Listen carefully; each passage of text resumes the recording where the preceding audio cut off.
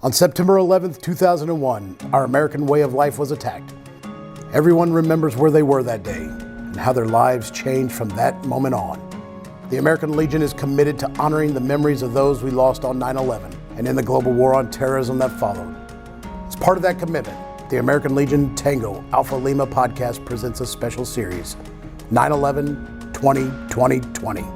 20 episodes in the 20 days leading up to the 20th anniversary of the attacks that changed the world. Each of the 20 guests delivers a unique, first-hand perspective on 9/11 and our nation's response. Here is one of those remarkable stories. All right, Eric Engquist is Vice President of the USAA Brand Management. He began his career at USAA in 2005, serving in a variety of leadership roles along the way. Before his career at USAA, Engquist served in the U.S. Army 8 years as an infantry officer, and he deployed to Kosovo and was among the first troops deployed to Iraq after 9/11. Engquist graduated from the U.S. Military Academy at West Point and received his MBA from the University of Texas, San Antonio. It was at the Roadrunners, I believe. He currently lives in Canyon Lake, Texas, with his wife, Kimberly, who is a retired U.S. Army NCO, and their three daughters, Fallon, Addison, and Harlow. Eric, thank you very much for taking time out of your day to join us today. We appreciate having you on. Good to be with you, Mark. Thanks for having me. All right, so let's start. We are doing an entire series of episodes basically on, 9/11 and how it's impacted your life. Talk to us a little bit about your 9/11 experience. I had a bit of a unique experience. I was overseas. I was at Camp Bondsteel, Kosovo, as part of K43 Alpha Kosovo Force. It was a combined task force that included the 101st Airborne Division, where I was stationed at the time, and elements of 3rd ID. On 9/11, there was a 6-hour time difference between Eastern time and time in Kosovo. And so the local time was about 1440 when the towers were hit at 840 Eastern. And I was in my C hut, and I shared those with 5 other officers. And some of my roommates came rushing in and alerted me to the attack. I was a deputy G3 operations officer, so I divided my time at the TOC doing battle captain duties. Really worked from midnight to early morning. And then I spent the daytime training up the local Albanian Kosovo forces, demilitarizing them and really setting them up for responding to internal emergencies. And so I was getting ready to hit the rack, and they rushed in and said, we were under attack. And I, of course, was somewhat confused. And we were actually planning a training effort to test our internal controls at Camp Bondsteel and across our sector for a terrorist attack. So I thought they were just hearing about the planned exercises and were reacting to it. But they asked me to go to the command center, since none of them could access that location, and then determine what was going on. So by the time I got inside the TOC, I joined the rest of the command group, and we were all in shock as we watched the second tower get struck, and then watched both towers fall live on CNN. It was being projected on a big screen within the operations center. So as you can imagine, it had wide sweeping implications for our deployment. We saw a great increase of jihadist activity in sector. We discovered several jihadist training facilities hidden within the ground safety zone, which was a 5-kilometer no man's land kind of buffer between Kosovo and Serbia at the time. And we started detaining all sorts of insurgents from around the world, including Iranians, Chechens, and other places where Muslim extremists were joining the call to support their Albanian brothers in a little war between Kosovo and Macedonia at the time. Yeah, I can't imagine exactly what it would be like to be deployed and then get, almost a deployment within a deployment. It had to have been a lot of fragos going on in terms of what your operational tempo was. It certainly was. Yeah. Humble. And then later on in your career, you served in Iraq as well. How did you end up there? Who were you with at the time? Well, after deploying from Kosovo, I got processed from Fort Campbell and went to Fort Benning, the Infantry Officer Advanced Course, CAS Cubed. Following that assignment, I PCS to Korea with the 1st of the 503rd Air Assault Battalion. And then stayed there for a year. I was assigned Fort Hood in January 2004. And so by February of 2004, I deployed with the Advon elements of the division headquarters, the 1st Cav, as the Information Operations Targeting Officer. And we co-located with elements of the 1st Armored Division at BIOP, or Baghdad International Airport, before we assumed our new headquarters at the brand new formed Camp Victory at the division headquarters there. In April of 2004, during the April uprising, I was pushed down to 2nd Brigade Blackjack in their S3 shop, and given the opportunity to take lead of a newly established Iraqi National Guard battalion as an advisor. And so I joined a post-command armor captain, and we took charge of what was then the ICDC, or the Iraqi Civil Defense Corps, newly minted Iraqi National Guard. And this was the 303rd Iraqi National Guard in Baghdad. And we occupied a former Saddam Fedayeen compound in Al Amaria, and we patrolled across the entire divisional sector, including areas like Galgazalia, Hattin, Yarmouk, Abu Ghraib, Sadr City, and elsewhere. And we were able to free reign, even though our principal area of responsibility was Al Amaria and Abu Ghraib, because we were able to infiltrate areas, raid mosques, and exploit other sites that were more sensitive, where Americans couldn't go based on their unique knowledge and access. Yeah. If you saw Jeff give me a look, it's because I stepped on one of his questions. So, but Jeff, I hope I didn't steal too much of yours, but Jeff, you are up. Oh, okay, I'm up. So as Mark said, you did a deployment within a deployment. And I'm just curious about being across the world, watching your home country get attacked, which doesn't really happen. And I'm wondering how that affected everyone there, the morale, just the general feeling and the disconnection feeling of not being there and not being with your family and not really having a ton of information. That's a great question. I'll tell you that there were mixed emotions. Many people were separated from their families, and obviously there was a concern. I recall it was surreal being overseas. We, at the time, were basically the only forward deployed unit in a peace enforcement type of mission. If you remember back to 9/11, there weren't a lot of operational deployments. Kosovo was the newest, and we still had forces in Bosnia as well. But you know, the advent of deployments that were after 9/11, obviously Kosovo didn't compare to that. But as we watched at home with many families stuck either on base or off base because the lines to get on military installations were so long, those who we served with back home would even sleep in their offices because they couldn't literally make it home in time to change and then return the next day based on the increased security postures. And so we saw that from a distance. But on the other side, you know, we were conducting real world operations. Our mission changed overnight. We were no longer focused on reducing the ground safety zone. We were actually looking for jihadist training camps. We were responding to other incidents along the southern border between Macedonia and Kosovo. There was a jihadi type of insurgency going on within Macedonia and Kosovo that we had to address. So, you know, we really were on kind of a forefront of a lot of those activities before forces, you know, in the fall after 9/11 invaded Afghanistan.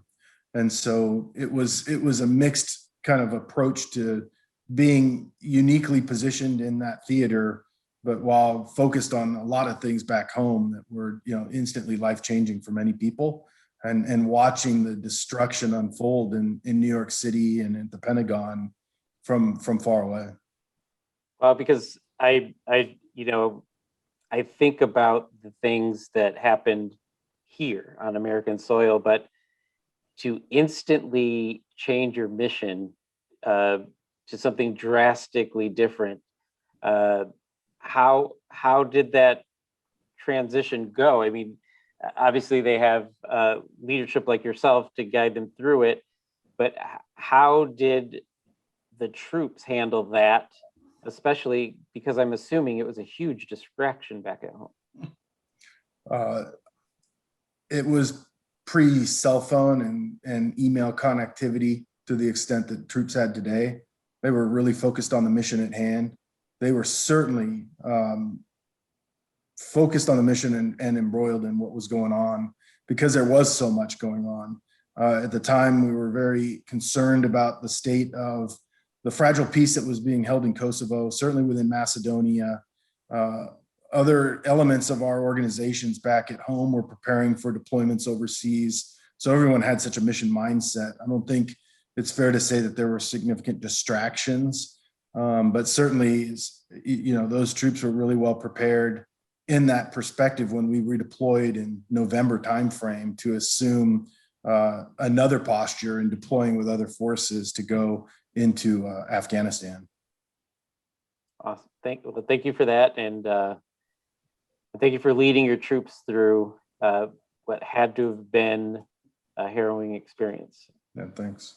That's in the Army, that was always called the unique training opportunity, when you had an entire plan set out and it gets radically changed, like the entire mission. So that's got to be something.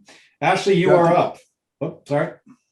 Oh, I was just going to say, I think it prepared me well. The time there kind of set the expectation that when I redeployed stateside and then kind of boomerang back to Iraq, fast forward to a different theater and certainly an extension from what we were doing in Afghanistan, being assigned with the Iraqis, leading them and assisting in the fight, both in Baghdad, we were in Fallujah, and then we were extended a second time in North Babel, the Triangle of Death, Mahmudiyah, Lutefiya, Yusufiyah. There was, obviously a big sense of purpose in delivering against the global war on terror. Yeah. All right, Ashley, you are up. Well, this is very serendipitous because my question is in relation to your experience as an infantry army officer and how it helped you in your role as an executive with USAA. I think my time as an infantry officer was invaluable in preparing me for corporate America, generally speaking, USAA specifically. There are too many lessons learned and life experiences to really talk about in particular, but easy to identify some qualities. You can say leadership, operating under stress. Those are kind of generic. And, obviously I think it's easy to say infantry skills are not readily transferable to corporate America, certainly not within the marketing profession that I'm a part of today. But to highlight, I guess, a few traits that I really lean on, being nimble and agile to change. And Mark, you just kind of asked about that. Being a change agent. I was actually hired as a change agent to help transform our marketing organization to achieve the vision of my boss at the time. And, the pace of change within corporate America is measured in nanoseconds. And I often tell my team, the only thing that is constant in business is change. So the continued focus on leading people through change is invaluable. Change is stressful. And as soon as you can ease their concerns about what changes for them, the sooner the team can adopt to those changes and begin performing. The second thing I'd say is the importance of relationships and team building. I often think back to first introductions that I was making with new Iraqi units while expecting to immediately conduct combat operations, whether in Baghdad or Fallujah or in North Babel. The trust that we had to establish in such limited time was unparalleled. And while obviously the intensity of those types of situations are not replicated at USAA, they're not replicated in corporate America, the importance of relationships and the professional trust is just the same. Effective teams are built on trust. You think of leaders like Stephen Covey, they talk about the speed of trust. So I continue to lead my teams in the spirit of transparency, collaboration, in the pursuit of establishing high trust organizations. I guess the last thing I would say is the role of a leader in an organization, or things I think back on. Are leaders supposed to be just decision makers, or do they set the conditions for their team's success and allow them to make decisions? Stan McChrystal, who I'm sure you're familiar with, wrote a great book that explains his leadership philosophy. And it's kind of one that I really subscribe to in his book, The Team of Teams. And in it, he describes how he exponentiated high-performing special ops teams like SEALs and Delta by pushing decision-making down to where the intelligence was, rather than pulling that information up to him to make centralized decisions at a really slow pace, right? And they went from 1 or 2 raids per night under previous commands to dozens, and really put the enemy on its heels. And so I think of the trust that my brigade commander put in me, inherent trust, because many times I wasn't in communications range when we were in contact. And so I operated very autonomously with Iraqi forces, understood what decisions could be made at my level, and we were able to maintain effectiveness. And I lead teams today with that same notion of identifying decision rights and establishing role clarity with my leaders up front and ensuring they have the freedom to make decisions at their level rather than waiting for decisions to be made by me. Wow, that's far more detailed, and I absolutely love everything that you said, Eric. I think leadership is incredibly important, especially as we move across corporate, nonprofit, the federal sector. There's just so many valuable lessons that you have just bestowed and sprinkled upon us, if you will. I appreciate you so much, and I'm so happy that USAA has you, and you can continue to lead in a different capacity in your second service. So I really appreciate you taking the time to share your story with us today. Thanks, Ashley. It's great to be with you and Mark and Jeff. Thank you for your time. This is sort of a closeout. You know, when you think back on how transformative 9/11 was, where is Eric Engquist absent the war on terror, 9/11? What was your 10-year plan back then? Day by day. I always thought I'd make the Army a career. I was intensely proud of military service. Wearing a uniform was my identity. I ultimately, after my deployment to Iraq, made the decision to separate for family reasons and settled here in South Texas, which started my professional career in corporate America at USAA. But I always think, being part of mission-driven organizations are important to me. Being a part of USAA, I always tell people that may not be serving, but serving those who serve, I think is an admirable profession in and of itself. There may be no higher calling to anyone other than those in uniform, but the honor of serving them in meaningful ways and facilitating financial security among the military community is something I have equal pride in. And the people that I work with at USAA that share that noble mission and that pursuit of service is what keeps me motivated every day. Awesome. All right, Eric. Well, thank you very much for joining us.